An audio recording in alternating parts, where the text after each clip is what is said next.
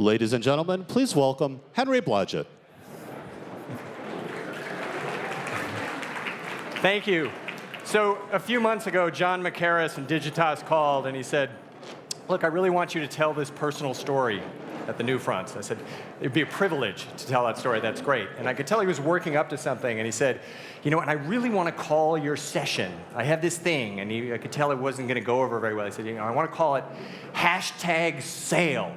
And I said, #sale? Okay, you know, you're the marketing genius. Sounds fine. I don't understand it. That's okay. He said, no, not sale. Not like the selling things, like sail, S-A-I-L. I said, oh, like the boat. And he said, no, not like the boat, you idiot. #fail, F-A-I-L. Like the way you did this total faceplant in your career, and then somehow you got up and built Business Insider. #fail. And I said, okay, #fail. I know something about that. I would be happy to tell that story, so thank you. So 15 years ago, some of you may remember, I was a stock analyst in the middle of the internet bubble. And I was a pretty famous stock analyst. I used to say things about stocks, and stocks would move. People would say that I had said something about a stock, and stock would move. And I was booked all over the world. We would have these scheduling conflicts where the firm would say, well, you have to be in Midtown at 11 and New Jersey by 11:30. And I'd say, well, that's impossible. And they'd say, no, it's fine. Just take the helicopter. So it was a big job and responsibility that I was very aware of and incredibly appreciative, because it had taken me a long time to get there. Had to run through my 20s where I was a freelance journalist, a teacher, figured out Wall Street was the thing, spent many years moving toward that. Finally, in 2000, hit my goal of dream. I became the #1 analyst in my sector, and everything seemed good. The Wall Street Journal said, you know, he's King Henry, king of the internet. And that was sort of ridiculous, but nice at the same time. Then I screwed up. I missed the top of the bubble, which was something that I thought I could get. And stocks that I was following crashed 90%.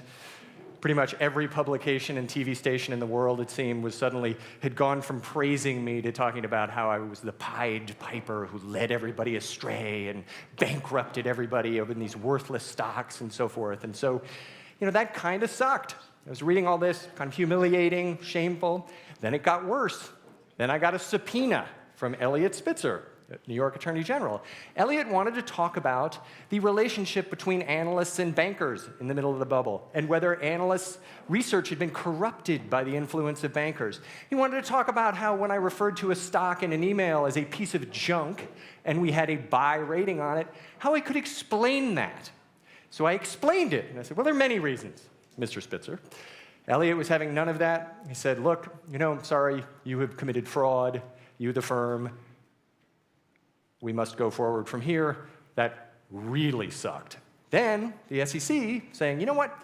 We can't let this miscreant go away with just global humiliation and shame and fraud charge. We have to really punish him. So the SEC said, here, you must pay us this colossal amount of money, and we are going to throw you out of the industry forever. So that really sucked. I was 36-year-old. I had a young family. I thought my professional life was over. I was distinctly unemployable. I felt this really almost a physical weight of shame and public hatred. I would go into Midtown, people I didn't know would yell at me, you know, you ought to be tarred and feathered. I would walk by TVs in Times Square where I fortunately couldn't hear them because they were behind glass, but then I would see on the explanations, like they're talking about me, that scumbag, Blodget. So it was just this big thing. I didn't know what to do going forward. I had this vision of my kids growing up in school, and they would get to the age where they would talk about what their parents did. And what does your daddy do? My daughters, I had imagined them saying, well, my daddy, you know, we do not speak his name. So all of this was tough. It really hurt. But at the same time, I was hearing these stories about people who had come back from just so much worse. And it is all around us every day. Life is very hard. People get these terrible things thrown at them, sometimes very much of their own making. They somehow get up and move on and go and do these great things. One of the stories that inspired me was by the editor of the French magazine Elle, who was coming home from work one day, had a massive stroke, completely paralyzed except for his eyelid for the rest of his life. Most people would sort of wave the white flag and say that was okay. I had a good few years before then. He didn't. He lived in this mind. He wrote this incredible story about that by basically blinking it out in Morse code. The book is called The Diving Bell and the Butterfly. If you haven't read it, you should. It will inspire the hell out of you. So began to hear these stories just all around us again, said, you know what? I'm not going to quit. I'm going to devote the rest of my life to trying to earn back some of the trust that I have lost, and I'll do what I can. And I didn't know what to do. I knew how to write, though. I didn't really need a typical corporate job to do that, so I started writing. I covered the Martha Stewart trial for Slate. Went over okay. I wrote a book. You know, that went over okay. The New York Times reviewer of my book on investing wrote his whole article about how he refused to read it. It was just sitting there on the desk. I will not read a word by this scumbag. That was the whole article. I was like, oh, okay. The NPR guy was nice. Big Amazon review said, I forgive you, Henry. I was like, I love you. I love you. People being nice. Started writing a blog. Made some progress over a few years. Then finally I got a call from my friend Kevin Ryan, formerly of DoubleClick. And Kevin said, look, I'm thinking of starting this new digital magazine for New York tech. And do you know anybody who could help? And I said, yes, I do know somebody. Me.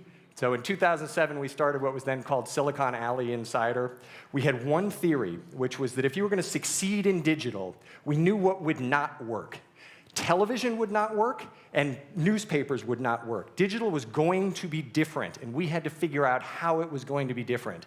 We had this idea we were going to have lots and lots of things that we were going to try.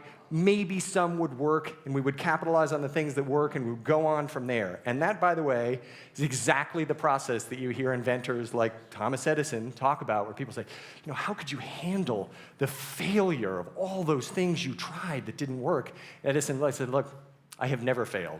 I have simply discovered 10,000 things that didn't work. And that is where we are in this industry. We're still very much in the early years. We are still in the trial and experimentation phase. The only way forward is through trial and failure and then seeing what works and going forward. And so at Business Insider, we've been very fortunate. We have tried that for years. We started as 3 guys in a loading dock, started to grow, started to capitalize on that. Now, recently, we passed the Wall Street Journal in terms of total readership because we have embraced digital, because we have not tried to stuff square pegs in the round holes, because we're really trying to figure out how this new generation of readers and consumers work in digital. Fortunate enough to have Jeff Bezos as an investor, who's one of the greatest inventors and entrepreneurs of all. I had a few minutes with him recently, and he said, look, I want you to be proud of what you've accomplished. It's hard. Most companies don't get this far. Most companies go bankrupt.